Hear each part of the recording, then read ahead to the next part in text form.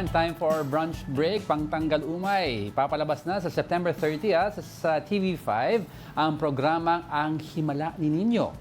Ito ang prequel sa hit TV show na Niña at Niño. Yan, dito po yan sa TV5, ano? Pero para malaman pa natin what this show is all about, kumustahin natin ang isa sa mga cast members nito. We are joined live here sa studio, ang gaganap bilang Batang Nino, no other than Zion Cruz. Good morning! Good morning, Zion. Ito, bibida ka in this new teleserye, ano? How do you feel? Paano mo pinaghandaan yung show na to? Pinaghandaan po. Sa workshop po, nag-acting kami. Tapos, pagkatapos po namin mag-acting, nakakuha po ako sa projects. Tapos, ayun na po. Wow! Naging mahirap ba? Hindi. Wow. Not bad for a 9-year-old. Gusto ko yung confidence Oo. ni Zion eh. Ano yung favorite part mo dito sa filming process nyo so far? Yung feeling ko po, Oo. masaya po. Masaya. Opo, kasi madali lang naman po ang lahat kasi masaya po ako nag-acting, shoot. So na-enjoy mo? Opo. So ano naman mga favorite moments mo habang nag-shooting ka? Madami bang food? Madami ka bang friends? Madami po. Sino close mo sa show nyo ngayon? Si Joko po, pwede na kaya spoil po. Sino ba? Si Joko po, si Butchoy, tas si Kring Kring. Wow. Friends ko sa shoot. Ayan. Pero ito, Zion, gaganapin mo nga yung role. Ikaw si Nino. Tama ba? Sa series na to. Ano ang dapat namin abangan sa pagganap mo ng role na iyan?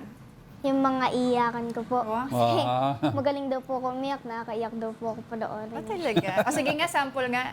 And joke lang. Oo, tamo. Ganyan pa rin yung iyak mo. Bakit nasabi mong madali sa'yo yung pag-iyak, paglabas ng emosyon? Pre-practice mo ba talaga yan? Opo. Iniisip ko lang po kung yung nanay ko, what if yung nanay ko sa ganong sitwasyon. Kunyari, tatay ko, kapatid ko. Kunyari, nakulong sila pero walang makukulong doon. So parang motivation. Opo. Para motivate. Pero is acting talaga something you want to do for a long time? You really, ever since, alam mo na? Opo. Wow. Baka may tips ka, Sir Diego, kay Zion. Yeah, Ito si Sir Diego, child star din po yan. Hindi natin naabutan ni Zion eh. Oh, layo ng age. Uy, pero ano ba ang aabangan natin sa kailan magsi-start to? Why don't you tell our viewers? Mga excited na kasi sila. Sa September 30 po, malapit na. 11:15 a.m. po. Mula Lunes hanggang Biyernes. Ayan. Nagka-commercial ka ba dati? Parang bagay itong Paano ka ba na-discover, Zion?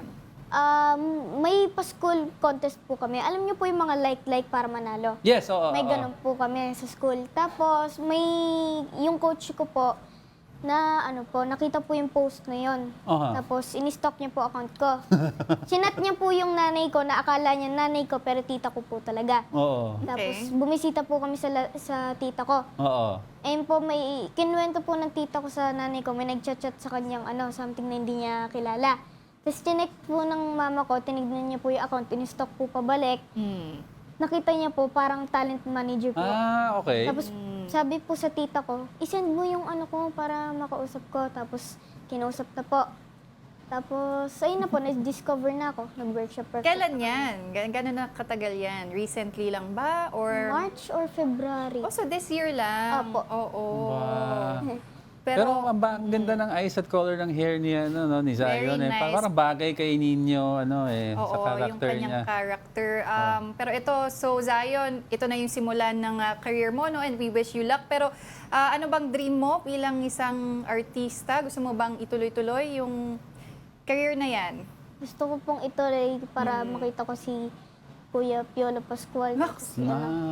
Kasi Bossing. Tapos Si Bossing, Coco Martin. Si Coco Martin. Sila talaga yung mga idol mo. Ayan, parang Piolo, narinig mo. Puntahan mo na si parang Zion. New generation yan. New generation. Alright, so at this point, baka gusto mong imbitahin.